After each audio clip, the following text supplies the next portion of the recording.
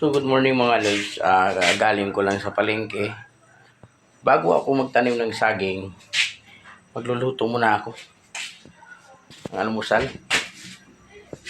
Saka tanghalian, kasama na tanghalian, hapunan ito.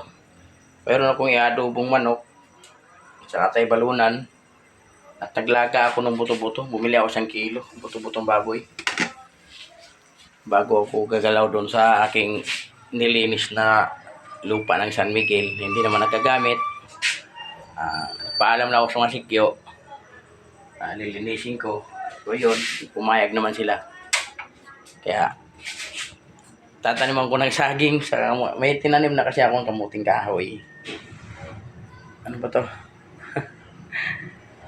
Kamuting kahoy. Tsaka nilagyan ko rin na ngayong mga manukong tandang. Pambenta kasi yun eh. Kami nagkagusto, ibibenta. So magluto muna ako mga lods. Magandang umaga sa inyong lahat. Happy New Year sa inyong lahat. Kagaya ng dati, yan, minamamantika natin yung balunan bago natin ilagay yung atay saka yung laman. Pamantikain lang muna natin siya. Diyan tayo kukuha ng panggisa dun sa Ricardo. Ito naman yung ating nilagang buto-buto. Nilagay ko na rin si mais. Ayan, buto-buto. Dinamihan ko na si mais kasi paborito to ng mga anak ko eh. Ayan. Pitsay. Dito pa yung laman sa adobo. So yun na nga, mapula na. Nagmamantika na siya. Ay ko. Nagmamantika na siya. Bago natin ilagay yung laman, i-design muna natin dito yung Ricardo, sibuyas, bawang, pa itira pa ano dyan. Pero papulahin muna natin siya ng gusto. So ayun na nga mga lods, pula na siya oh. Para na siyang chicharon. Sabi natin, ilagay natin si bawang,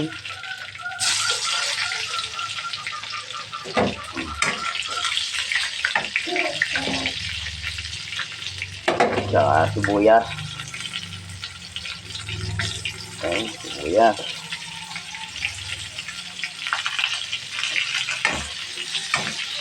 Iluin na natin. Yun.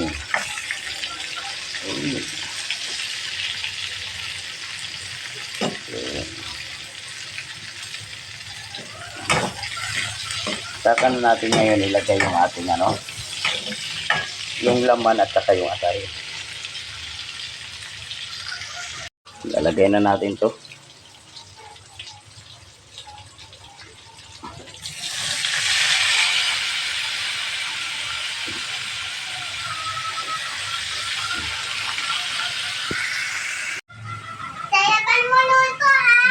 Hindi ba masarap ang luto ni Papa?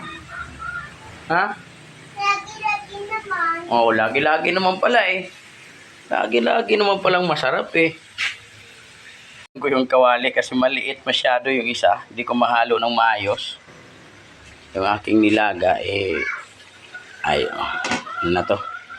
Mayroon din ako ditong maliliit na sapsap para dun sa aking ulam sa aking mga aso tsaka pusa. Hindi ko pa siya nilagyan ng tubig. Hinayaan ko muna siyang magkatas yung laman para matansya natin yung tubig, yung sabaw niya kung gaano karami. Hindi pa ako naglagay ng toyo, suka, ganyan. Ano pa lang yan, paminta. Tsaka hindi na rin ako nagagamit ng magic sarap, bitchin lang. Ganon din dito sa aking nilaga. Yung sapsap kasi, huli namin nung kahapon, kasayang naman pagka tinapon ko na. Kaya ginawa ko, pinangat ko na lang para pang ulam sa pusa, sa aso. Akala lang natin marami siyang sabaw, ayan. Pero konti na sabaw niya. Palapot-laputin pa natin ng konti. Ito namang nilaga, luto na rin. Ayan. Ito na siya. Kain muna ako bago ako Kasi ilang butas pa lang yung nagawa ko eh. 7. Ayos na to. Kasi naghahanap ng sabaw din yung anak ko sa adobo pag ano. Okay. Finished product. Ano? Masarap? Hindi.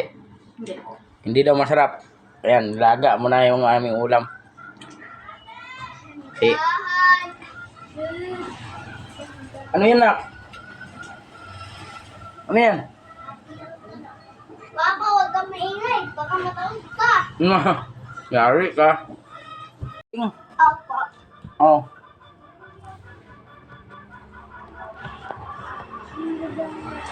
Hindi gumbel pa nga. Oh.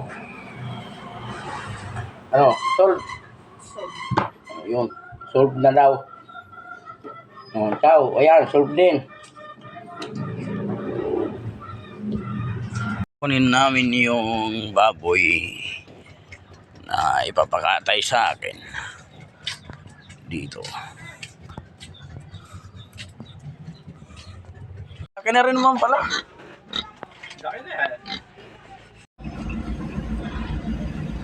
Magpipista. Pista dito sa Sabado. So yun na nga. Ngayon ko kinuha yung baboy. Nakakatayin ko. Dito na ako dadaan kasi ano ako dun sa tinanim kong saging kanina. Malis din ako kasi yung baboy kinuha ko na. Kakatayin mamayang madaling araw. Kasi magpipista rito. Kaya mayroong kumuha sa akin na magpakatay ng baboy 2. Mamayang madaling araw.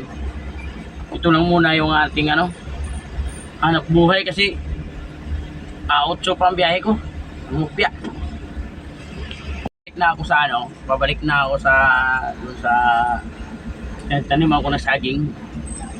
Dadala ko na to sa sasakyan. Para madaling araw may sasakyan ako magamit. Kung magpapakatay na mga ng baboy, ito na yung may-ari ng sasakyan. Nakaraan, yung may-ari naman ng bakery. So ayan na ang saging na ating tinanim sa 2, ayan o, 3, 4, 5, 6, 7, tapos doon malunggay at kamuting kahoy. Yan ang nating gamit muna natin ang lupa ng hindi atin. Ang aking mga manok ang pambenta. So, yun nga, maraming salamat sa inyong lahat sa pagsuporta sa aking YouTube channel.